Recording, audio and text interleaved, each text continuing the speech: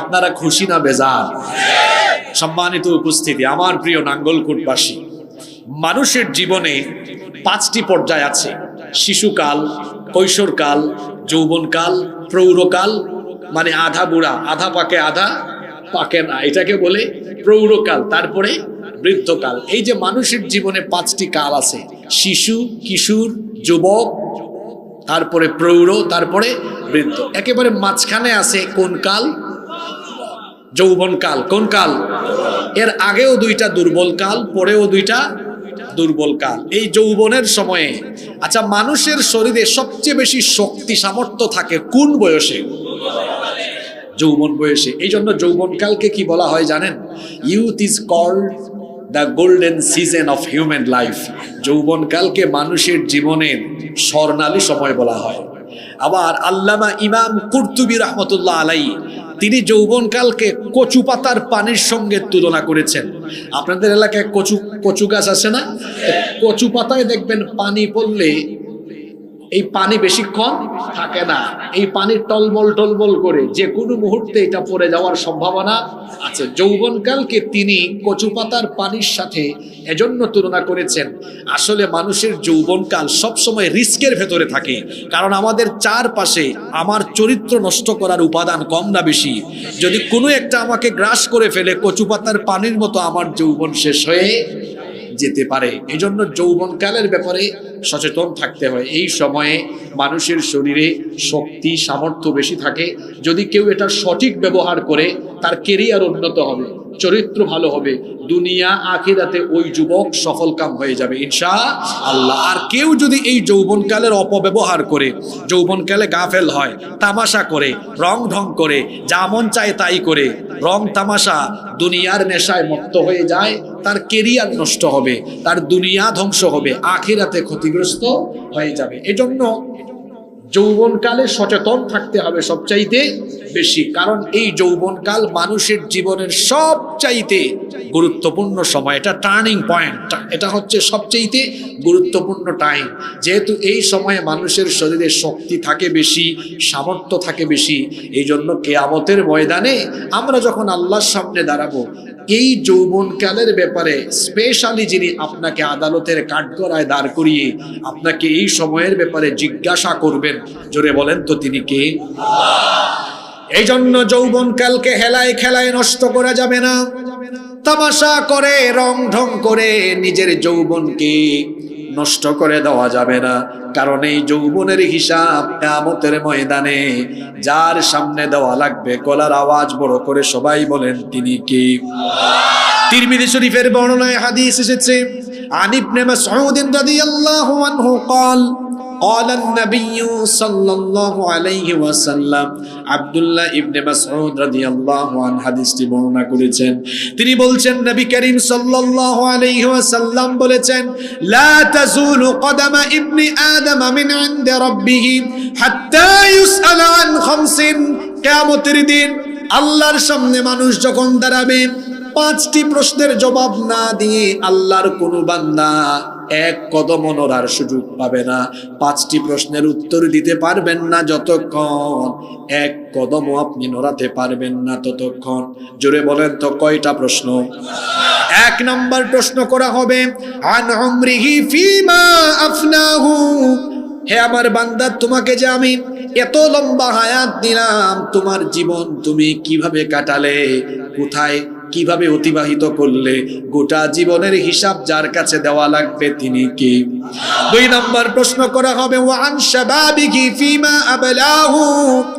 হে আমার বান্দা, তুমি তোমার যৌবনকাল কোথায় কিভাবে কাটিয়েছো? নাচ গান তামাশা রং ঢং করে, মেয়েদের পিছনে ঘুরঘুর করে, ফেসবুক ইন্টারনেট ইউটিউব চালিয়ে তামাশা করে করে তুমি কি তোমার যৌবন কাটিয়েছো, নাকি আল্লাহর আনুগত্যের পথে যৌবন পরিচালিত করেছো?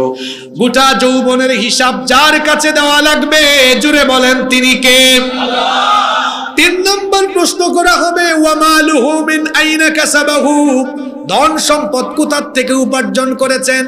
জনগণের সম্পদ, রাষ্ট্রের সম্পদ চুরি চামারি করে কি ডুপ্লেক্স বাড়ি করেছেন, নাকি আপনি কোথা থেকে কিরকম অবৈধ পন্থায় উপার্জন করে নাকি বৈধ পন্থায় উপার্জন করে সম্পদ কামাই করেছেন, সেই দিন যার আদালতে এগুলোর জবাব দেওয়া লাগবে তিনি কে? 4 নাম্বার ওয়াফিমা আনফাকাহু, আর এই ধন সম্পদ আপনি কোথায় ব্যয় করেছেন সেটারও হিসেব দেওয়া লাগবে। 5 নাম্বার প্রশ্ন করা হবে ওয়ামাদা আমিলা ফিমা আলিমা, যতটুকু জেনেছো ততটুকু আমল করেছো কিনা। এই 5টা প্রশ্নের মধ্যে গুরুত্বপূর্ণ একটা প্রশ্ন করা হবে, বান্দারে তোমার যৌবন কাল তুমি কোথায় কেমনে কাটিয়েছো, জবাব দেওয়া লাগবে যার কাছে তিনি কে? খবর আছে আমার যুবক ভাইয়েরা, খবর আছে। যৌবনের হিসাব একেবারে পই পই করে দেওয়া লাগবে। কার কাছে দিতে হবে?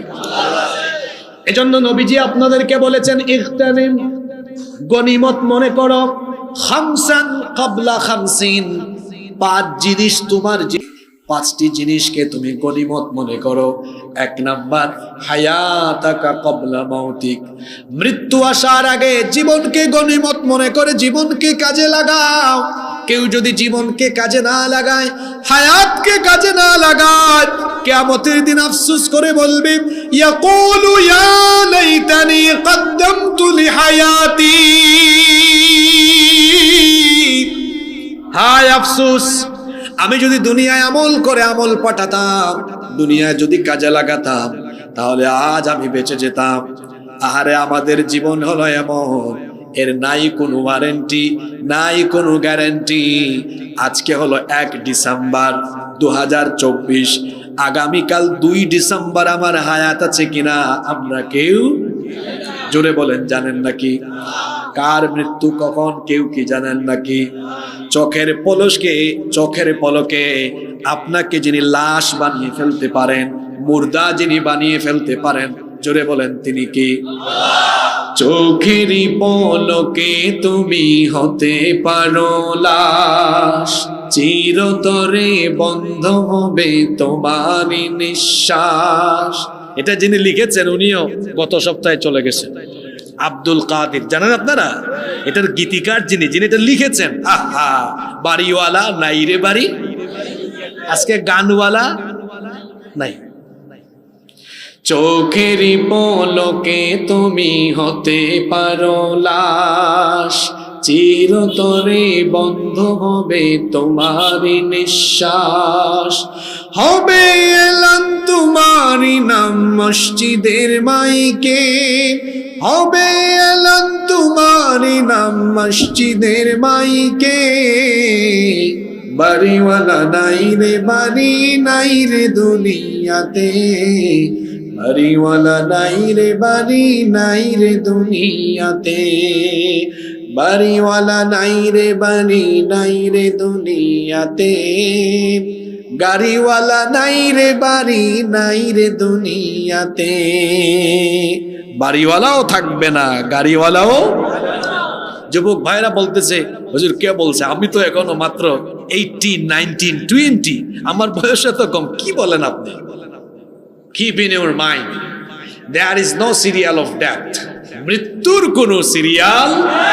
এই যে গত কিছুদিন আগে আমার বাড়ি তো সিলেটে, আপনারা জানেন, আমার পাশের বাড়ির ছেলে মারা গেল, আমার চেয়ে বয়সে আরো কম, শেষ, চলে গিয়েছে তার দুনিয়ার সফর। কত সুন্দর সুন্দর ছেলেরা মারা যাচ্ছে, ইয়াং বয়সে একেবারে। হায়াতাকা ক্বাবলা মাউতিক, আল্লাহ নবী বলেছেন মরার আগে জীবন কাজে লাগাও, জীবনটাকে গনিমত মনে করো। আল্লাহ নবী আরো বলেছেন শাবাবাকা ক্বাবলা হারামিক, বুড়া হওয়ার আগে যৌবনকালের কদর করো। এখন চুল কালো, দাড়িও কালো, চুল কালো থাকবে না, দাড়ি কালো থাকবে না, কয়েক বছর পরে কিছু কিছু পাকবে, তারপরে পুরাটাই পেকে যাবে। এই যৌবন থাকবে না, যৌবন হারিয়ে যাবে। এখানে আমার যত বাবারা এসেছেন, এই বাবারাও কিন্তু আমাদের মতো এক সময় জোয়ান ছিলেন, যুবক ছিলেন। আজকে বয়সের ভারে নজ্জ হয়ে গিয়েছেন, যৌবন তাদের কাছ থেকে হারিয়ে গিয়েছে, চলে গিয়েছে, চুল সাদা হয়েছে, দাড়ি সাদা হয়ে গিয়েছে। আমরা এখন যারা যুবক আছি এই অবস্থা আমাদেরও আসবে কি আসবে না? আসবে, যদি বেঁচে। মনে রাখবেন যৌবন এটা থাকার জিনিস না, এটা চলে যাওয়ার পরে অনেক আফসোস করবে, আহা চলে গেল আমার যৌবন। আর মানুষ অত তাড়াতাড়ি বুড়াও হতে চায় না। দেখবেন অনেকে আছে চুল দাড়ি একটু একটু সাদা হইলে কালার মারা আরম্ভ করে, আসে না এরকম?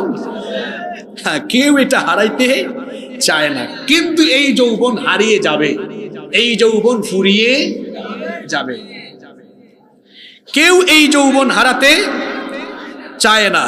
Nobody wants to lose youth time. যৌবনকে কেউ হারাতে চায়, কিন্তু এটা হারিয়ে যাবে, এটা চলে যাবে। আর যে যৌবন চলে যাবে, কোটি কোটি টাকা দিয়ে আপনি আর এই জীবনের হারিয়ে যাওয়া যৌবনকে ফিরিয়ে আনতে পারবে। তাহলে যৌবন থাকাকালীন যৌবনের কদর করতে হবে। এখন প্রশ্ন হলো যে আমি যৌবনের কদর করব কিভাবে? কিভাবে আমি আমার যৌবনকে কাজে লাগাবো? How to spend your youth time. কিভাবে আপনি আপনার যৌবনকে কাটাবেন, যৌবনকে কেমনে কাজে লাগাবেন? যুবক ভাইয়েরা কি ঘুমিয়ে গেছেন নাকি? আসেন নাকি? তাহলে আল্লাহর রাসূল যে বললেন যৌবন ফুরিয়ে যাওয়ার আগে, যে আমার বয়স 30 হয়ে যাচ্ছে, মনে হচ্ছে যেন সেই দিন ইউনিভার্সিটিতে পড়াশোনা শেষ করলাম, মাস্টার্স শেষ করার প্রায় 7-8 বছর হয়ে যাচ্ছে, মনে হচ্ছে গতকাল পড়াশোনা শেষ করলাম। জীবন এভাবে চলে যায়, খুব তাড়াতাড়ি চলে যাচ্ছে। এখন যারা কলেজে পড়ছেন, ইউনিভার্সিটিতে পড়ছেন, দেখবেন কয়েকদিন পরে কলেজও শেষ, ইউনিভার্সিটিতেও শেষ। এখানে যাদের বয়স 30-32, মানে আমার সেই মেয়ে যে আছেন, আপনারা বলেন তো, এই যে আপনার 20 থেকে 30 এই সময়টা খুব দ্রুত চলে গেল না? জোরে বলেন, দ্রুত চলে গেল না? চলে যাবে। যুবক ভাইয়েরা, যৌবন হারানোর আগে যৌবনের কদর করেন। প্রশ্ন হলো, আমি কদর করতে চাই, কিন্তু কেমনে করব? যৌবনকে কদর করবেন কিভাবে? শোনেন, যৌবন যিনি দিয়েছেন, আগে বলেন তো দেখি, যৌবন যিনি দিয়েছেন তিনি কে? আরো জোরে বলেন, তিনি কে? Keep in your mind, youth is not a gift given by your leader. যৌবন আপনার নেতার দেওয়া গিফট নয়। যেভাবে অনেক তরুণ যুবক ছেলেদেরকে, চেংরা চেংরা পোলাপাইন, পুচকা পুচকা পোলাপাইন, এদেরকে দেখি ওই যে নতুন নতুন নেতা হয়, কিছু টাকা পয়সা হয়েছে, এর থেকে টাকা খাওয়ার জন্য এর সামনে মোটরসাইকেল, পিছনে মোটরসাইকেল নিয়ে শোডাউন করে। আমার প্রিয় ভাইদেরকে বলছি, তরুণদেরকে, যুবকদেরকে বলছি, তুমি তরুণ বয়সে, যুবক বয়সে কারো চামচা হয়েও না। কারণ তোমার এই তারুণ্য, এই যৌবন কারো চামচামের জন্য দেওয়া হয় নাই। এই যৌবন আর তারুণ্য দেওয়া হয়েছে আল্লাহর জমিনে আল্লাহর কোরআনের রাজ কায়েমের জন্য। কোন নেতার ব্যক্তিগত সম্পদ, দাঁড়ান, কোন নেতার ব্যক্তিগত সম্পদ হয় না। আশা করি বুঝাতে পেরেছি। পার্সোনালিটি বাড়াও, ব্যক্তিত্ব বাড়াও। তুমি কেন তরমুজালি আর মর্তুজালি, তাও কি কমন পড়ছে নাকি নাম? নাম বলতে আমি বড় ভয় পাই। বিভিন্ন জায়গায় নাম বললে কয়, হুজুর আপনি কামটা কি করলেন, আপনি আমার নাম কেন বললেন? তরমুজালি আর মর্তুজালির চামচা হয়েন না। মর্তুজালি মিলতে পারে, তাই না? এটা বাদ দিয়ে দেই। আচ্ছা, হায় হায় হায় হায় হায়, কি বলেন? সভাপতির নাম নাকি? অসুবিধা নেই, আমরা তো আরেকজনের ব্যাপারে বলতেছি, ঠিক কি না? এই জমিনে গুলাম হতে হবে কার? জোরে বলেন, কার? কিভাবে আপনি আপনার যৌবনকে কাজে লাগাবেন? শুনেন, যৌবন যিনি দিয়েছেন সেই যৌবন দাতা মহান রবের জন্য আপনার যৌবন আপনি ওয়াকফ করে দিবেন। অর্থাৎ নিজের যৌবনকে, নিজের জীবনকে জান্নাতের বিনিময়ে যার কাছে বিক্রি করে দিতে হবে, তিনি কে? এটাই আল্লাহ বলছেন, বান্দা শোনো, তুমি ঈমান এনে তোমার জান আর মালকে আমার কাছে সুপর্দ করে আমার সাথে তুমি এই উত্তম ব্যবসা করো, তাহলে আমি তোমাকে কি করব? শোনো, কোরআনে কারীমের 9 নম্বর সূরা, সূরা তাওবা এর 111 নম্বর আয়াতে আল্লাহ বললেন, ইন্নাল্লাহা আশতারা মিনাল মুমিনিনা আনফুসাহুম ওয়া আমওয়ালাহুম বিআন্না লাহুমুল জান্নাহ। নিশ্চয়ই আল্লাহ তাআলা মুমিনদের জান এবং মালকে খরিদ করে নিয়েছেন, কিনে নিয়েছেন। আল্লাহর শব্দ চয়নের নমুনা দেখেন, এখানে আলেমরা বসে আছেন, আল্লাহ ইশতারা শব্দ দিয়েছেন। ইশতারা মানে হলো আল্লাহ কিনে নিয়েছেন। কথা বুঝে থাকলে বলেন তো, আল্লাহ কি মুমিনদের জানমাল কিনবেন না কিনে নিয়েছেন? তাহলে এই কথার অর্থ হলো মুমিন হতে চাইলে জান এবং মাল আগে আল্লাহর কাছে বিক্রি করতে হবে।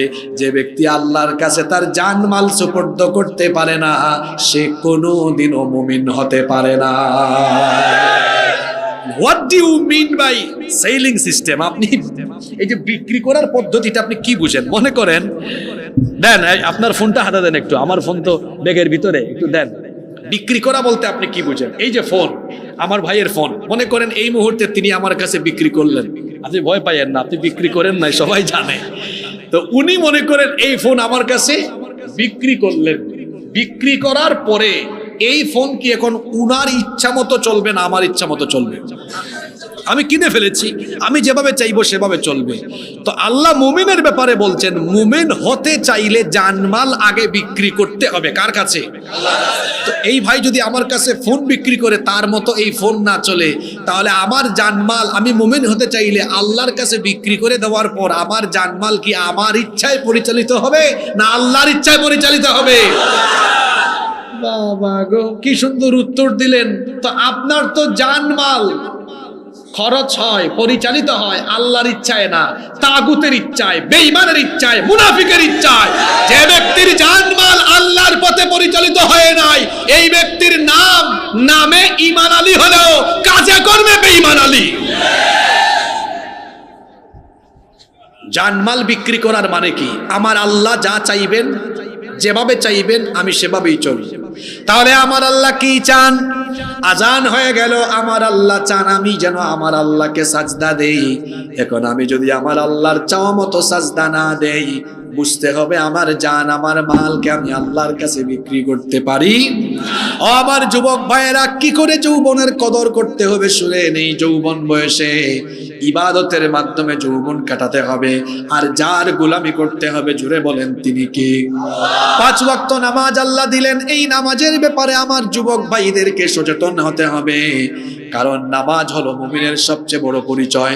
আল্লাহর নবী বলেছেন, বাইনাল আবদি ওয়া বাইনাল কুফরি তারকুস সালাহ। আল্লাহর বান্দা আর কাফিরের মধ্যে পার্থক্য হলো নামাজ ছেড়ে দেওয়া। এই জন্য মুমিন নামাজ ছাড়তে পারে না। শয়তান আমাদেরকে নামাজ থেকে দূরে রাখার জন্য সার্বক্ষণিক প্রচেষ্টা চালায়। এই শয়তান কখন হাসে আর কখন কাঁদে শুনেন, হাদিস শরীফ থেকে আপনাদেরকে শোনাচ্ছি। যখন কোনো ব্যক্তি আল্লাহ তাআলাকে সাজদা দেয়, তখন শয়তানের মন খারাপ হয়ে যায়। আল্লাহর নবী বলেছেন, ইতাযালাশ শাইতানু আনহু ফায়াবকি। শয়তান তখন ওই ব্যক্তিকে দেখে তার থেকে দূরে চলে যায় আর ওই ব্যক্তির সেজদা দেখে দেখে কান্না করতে থাকে। তাহলে মানুষ নামাজে গেলে শয়তান হাসে না কাঁদে? আর যখন কোনো ব্যক্তি শয়তানের তালে তাল মিলাইয়া চলে, যখন কোনো ব্যক্তি বেনামাজি হয়ে বসে থাকে, এইটা দেখে শয়তান হাসে না কাঁদে?